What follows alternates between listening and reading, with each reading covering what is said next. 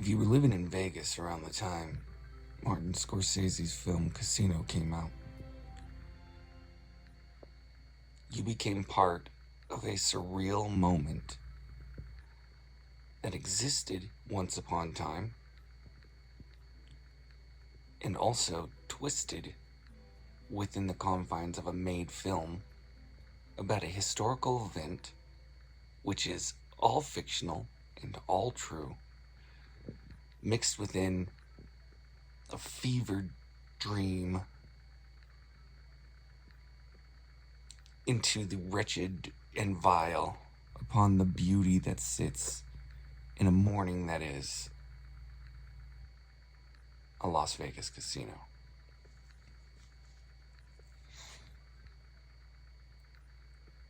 A cinematic fever dream that lays bare the Janus-faced nature of the wretched hive of scum and villainy that is Las Vegas. On one side you have the glitz and the glamour, untold riches. But peel back the veneer, you will find a world of pure, unadulterated cruelty, where only one currency matters. It is the kind that buys you a one-way ticket to a hole in the desert. Enter the protagonist, Ace Rothstein, and his friend, muscle, enemy, Nicky Santoro. Two sides of the same tarnished coin, each wrapped in a blanketed reflection of each other. Rothstein, the calculating, ice-cold, gambling impresario, and Santoro, the unhinged psychopath, enforcer, passion, flame, ball of anger and fear and sadness and complacency, intelligent and ignorant, laid within the jewelry that was given to them, the moments that were given to them, the power, the prestige. They are the yin and the yang of a underworld Las Vegas story. Kings and yet a pair of goons who will stop at nothing to carve out their own slice of that glittery design, that stolen utopian promise that is Las Vegas. With these characters, we are dragged kicking and screaming through their sordid details of their mob-fueled machinations, just to catch a glimpse of this city that is alluring and horrifying, completely different today. Las Vegas in the 90s, in the 80s, in the 70s, in the 60s, completely changed while staying the same, grew larger, yet not in what it could offer. Larger in population and size. Some were brought there, played, lost everything, and stayed. Some got out, some never did. Las Vegas. Beautiful horror. A place where the only thing that matters is the next big score. The line between pleasure and pain is so blurred, it almost doesn't exist at all. In a world of excess and depravity and a circus of carnality, where the freaks are the damned and the holy are the rich, where the only way to survive is of the black infinity of the desert. A desert that swallowed an entire ocean.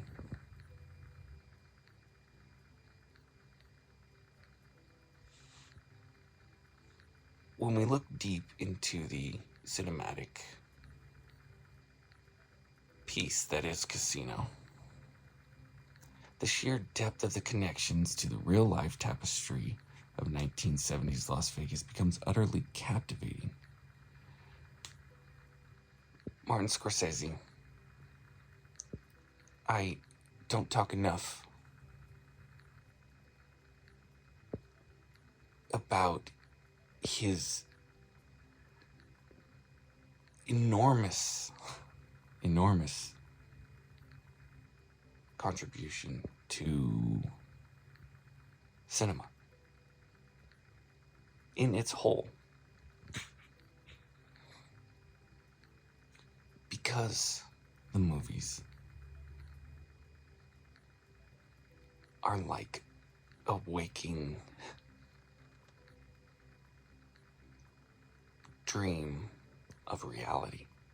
They play on the mind, saying this is what's real, this is what's real. And it's so close to what's real, or it's at least so askewed from reality, but paralleled to it, that you feel that that's life, that's real life right there. At the very heart of the narrative lies the captivating figure of Sam Ace Rothstein, masterfully played by Robert De Niro.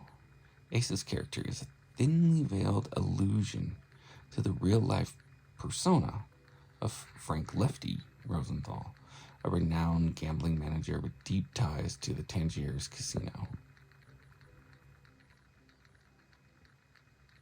Scorsese's malicious attention to detail ensures that Ace's journey mirrors Lefty's with an uncanny precision, and yet gives more fuel, presses on the gas pedal, and pushes that story, speeds it up. But speeding it up like fast forwarding a videotape or running a reel-to-reel faster.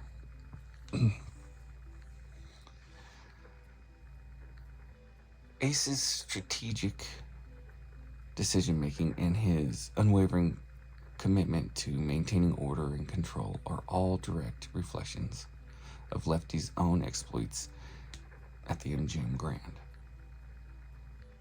Equally captivating is Joe Pesci's electrifying turn as the volatile and unpredictable Nicky Santoro.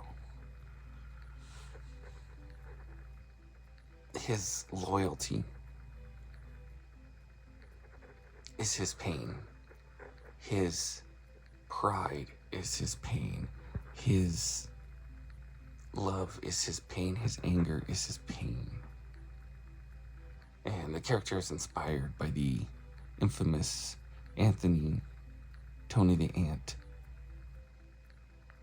Spilotoro, ruthless enforcer, and another one with a penchant for violence.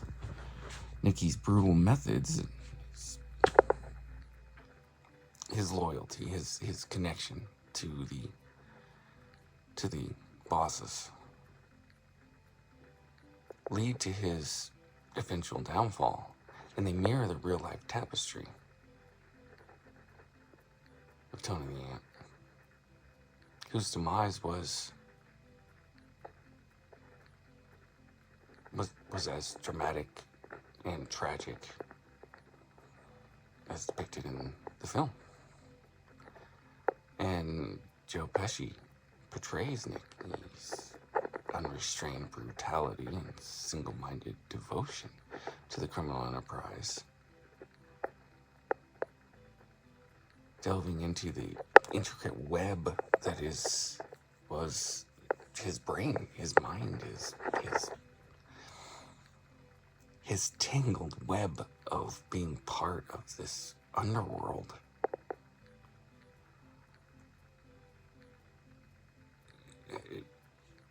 A reign of terror behind the walls, behind the glitz, behind the mirrors and glamour and slot machines and tables and that smell, that rancid, floral, disgusting smell that is Las Vegas. The 10,000 toilets all flushing down buffet shit all day. That smell. The film gives attention to detail, and you can almost smell it.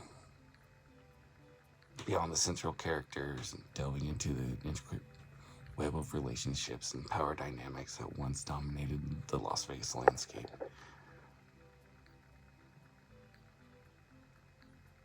And then in walks Sharon Stone and her portrayal of Ginger. Ace's tempestuous and troubled wife, Geraldine McGee. Sharon Stone not only draws us in as the goddess, but then kills us as the goddess. She is the shapeshifter. She is the trickster. She gives up the hero. But she also betrays before that. And even before that, he is her betrayer, pulling her from her life. Pulling her, but also paralleling where she needs to go within her character. And where the character does go. And that's the thing about the cinematic idea of what Scorsese can do to any film, but especially in Casino. He gives you these unwanted details, these moments that stick in your brain, these moments that, again, feel real, like Las Vegas. Feels real. Like signing up for timeshare. It feels real that you're getting something for free. Well, I just got to do this one thing. Let's give up a whole day and listen to this just like work. But it's for free. Going to Las Vegas and putting the money on the table, that's work. Going out there every night and grinding on the machines, and I've seen people do it. I watched them do it all night long for years and years. They go out there and they grind it out, and it's just like work, but it's just off to the side. It's renegade enough that you feel like you're in charge, that you feel like you are the boss, like you're getting away with something, when it's all fiction. You're just working. You go out there, you hit the big one, you lose the big one. You worked for it. Or you didn't put enough work. Or there is no work to put in.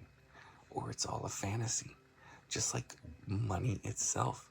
This fugazi that controls all of us. This faux idea of wealth. Ownership. And you see it. You see it in Las Vegas. You see it in the film. You see it in Casino. This unrelenting reminder that none of this shit is real. None of this matters. At the end of the day, we all end up in our own circumstantial hole in the desert. And what we leave behind is whatever story it took us to get there. And that's what Scorsese has done with Casino. He brought us to Las Vegas, showed us the promised land, and then asked us to meet him in the desert.